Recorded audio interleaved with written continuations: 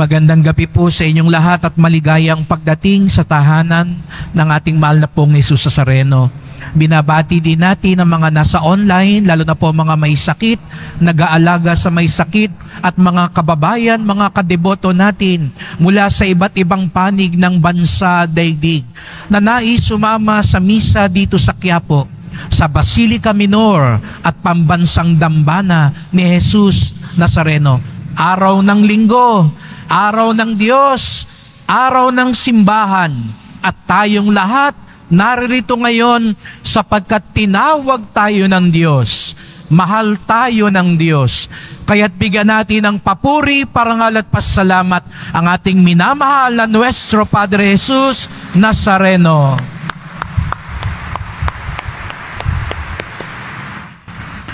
Mukhang humahabol pa kayo sa piyesta. Nitong mga nakalipas na araw matapos ng piyesta ay agos pa rin ng mga deboto. Humahabol pa rin. Nais pa rin makita si Jesus. At huwag kayong mag-alala kung sa ibang mga tahanan siguro ngayon dito sa Quiapo, kung papasyal kayo tira-tira na lang nung piyestang ihahanda sa inyo. Dito sa tahanan ng Nazareno, hindi tira-tira sapagkat patuloy na nag-uumapaw ang kanyang biyaya at pagpapala at awa. Kaya nga siguro kahit hindi Biyernes, kahit tapos na ang piyesta, bumabalik kayo upang kanyang pagpalain sapagkat hindi matutumbasan, hindi matatawaran ang kabutihan at awa. Diringgin niya ang ating mga dasal, lalo na't ang ating mga puso ay dalisay na tumatawag sa Kanya. Kaya sabihin mo nga sa katabi mo, dinggin sana ang dasal mo. Sa kabila naman sabihin mo, pero makinig kang maigi. Ayan, nakinig ba kayo? Ang naniniwala na tunay na diringgin ang kanilang mga dasal ni Jesus Nazareno, iparinig natin sa Kanya ang mas malakas na palakpak.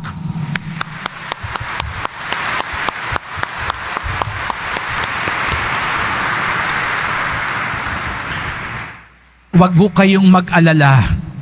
Kahit libo-libo tayo, naririnig ni Jesus Nazareno ang bawat isa sa atin. Ngunit ang tanong, nakikinig ba tayo sa Kanya? Sa mga pagbasa natin ngayon, ang unang mensahe, tayo'y tinawag ng Diyos. Kaya ka nagsimba ngayon, hindi lang dahil ginusto mo. Kaya ka naririto ngayon dahil tinawag ka ni Jesus Nazareno. Kaya congratulations, naka-base 1 ka na dahil tumugon ka. Marami rin siguro tinawag ni Jesus Nazareno, pero siguro sabi nung iba, tinatamad ako, mahirap pumunta sa Quiapo. O yung iba naman, may lakad pa ako, mamamasyal pa ako, may pupuntahan pa akong kainan. Pero kayo, isinantabi nyo lahat, nagpunta kayo rito upang tugunan ang tawag ni Jesus Nazareno. Kaya palakpakan naman natin yung bawat isa ngayon na nandito.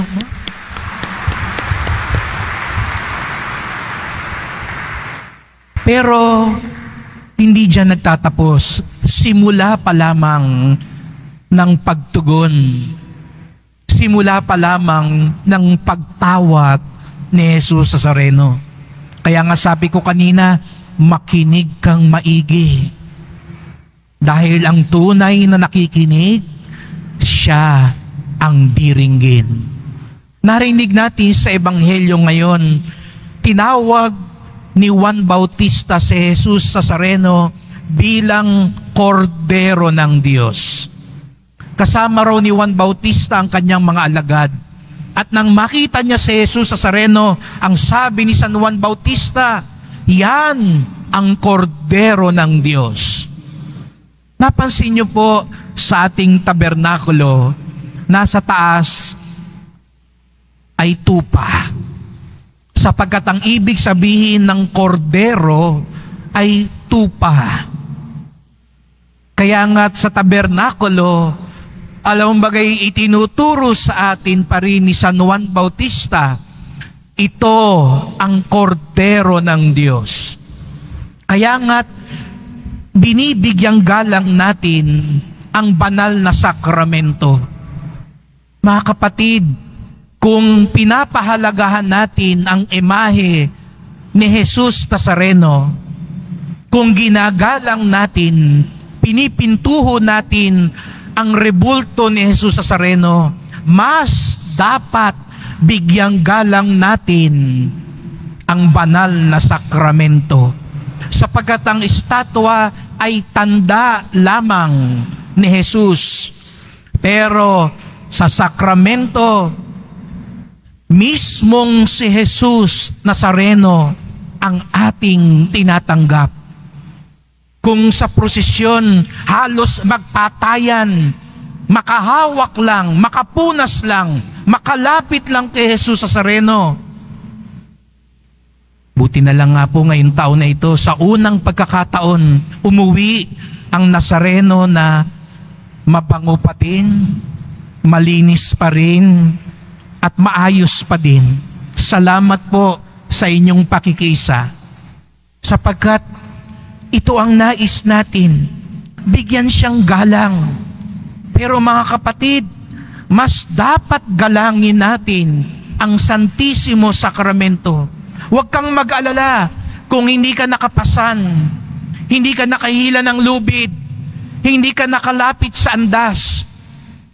Dahil alam niyo po, hindi man nahawakan ang imahe ni Jesus Nazareno, araw-araw, mamaya, hahawakan natin, tatanggapin natin mismo si Jesus Nazareno.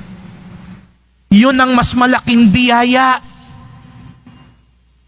Yun ang tunay na pagtanggap. Kaya nga, pinapaalalahan natin ang bawat isa. Pag tayo pumipila sa komunyon, magbigay galang tayo. Hindi ka sumusunggab ng tinapay o parang nag-aabot ng sukli. Hindi mo tinatanggap si Jesus Nazareno na madumi ang kamay. Iniingatan nating hindi malaglag ang ostya. Sapagkat mas mahalaga ang sakramento kaysa sa imahe ng Nazareno. Sapagkat ang kordero ng Diyos, ang tunay na inalay, kung dati-rati ang tupa ang inaalay, ngayon, mismong si Jesus Nazareno ang inaalay para sa ating kaligtasan. Hanggang ngayon, tuwing tayo'y nagsisimba, kaya alam nyo mga kapatid, ang pagsisimba ng mas mataimtim, mas mabiyaya, kaysa ano pang sakripisyo ang gawin natin. Sapagkat sa pagsisimba, ang tinatanggap natin. Biruin mo yun, hindi mo na kailangan makipaggitgitan, makipagtulakan. Abot kamay mo si Jesus Nazareno. Kaya tanggapin natin siya ng may paggalang at pagmamahal. Opo, ginugunita natin ang pag-aalay ni Jesus Nazareno. Hanggang ngayon, pasan-pasan niya ang krus. Inaalay niya ang kanyang sarili.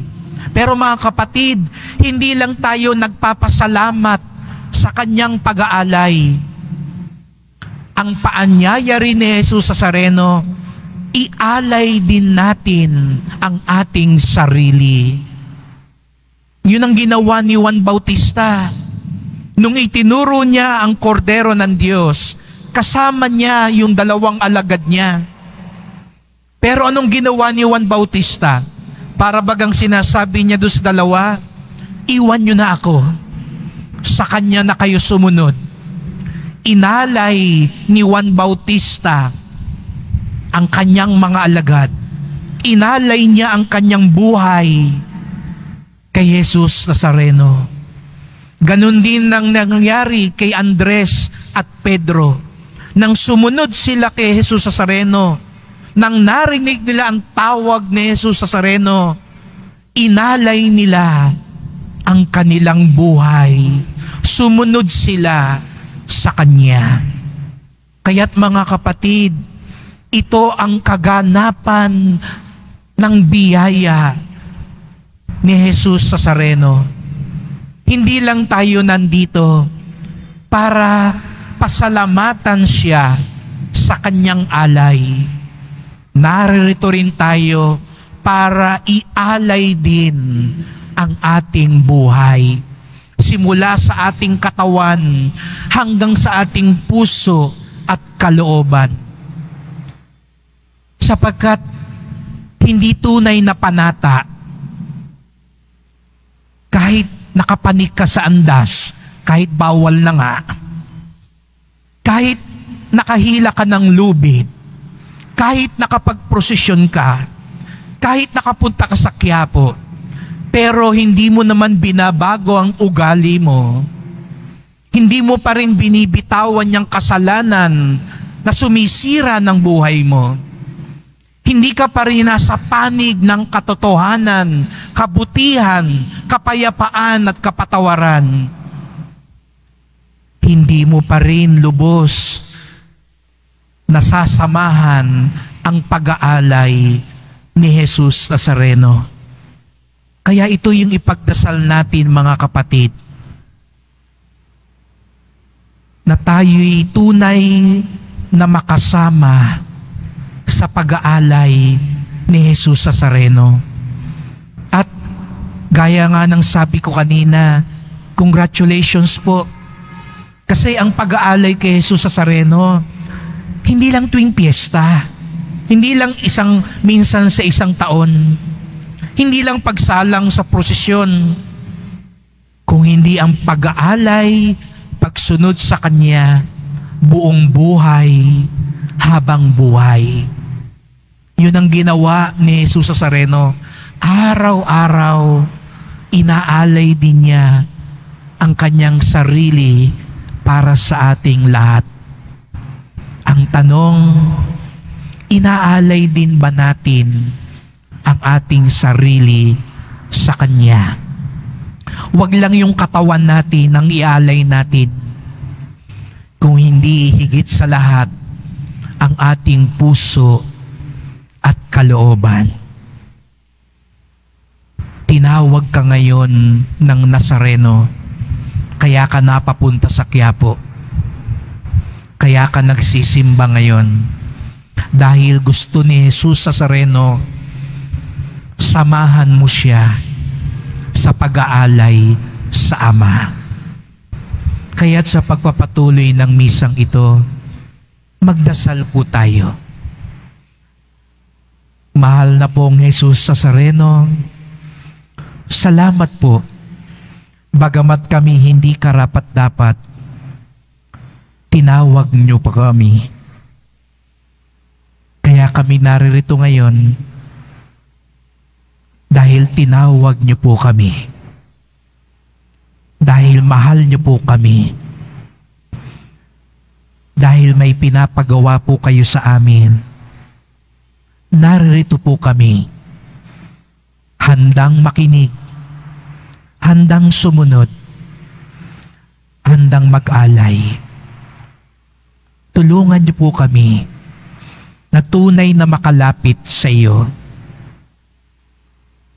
na matanggal namin ang mga kasalanan na sumisira sa aming buhay at sa aming ugnayan sa iyo at sa aming kapwa. Tulungan niyo po kaming makinig at sumunod upang sa gayoy maging handa kami sa pagpapala at biyaya na walang sawa mong inaalok at ibinibigay sa amin. Sapagkat alam namin, hindi mo kami susukuan. Hindi ka magsasawa sa amin. Patuloy kang nagmamahal at tumatawag sa amin. Mahal na pong Jesus Nazareno, kaawaan niyo po kami. Basbasan niyo po kami. Amen. Amen.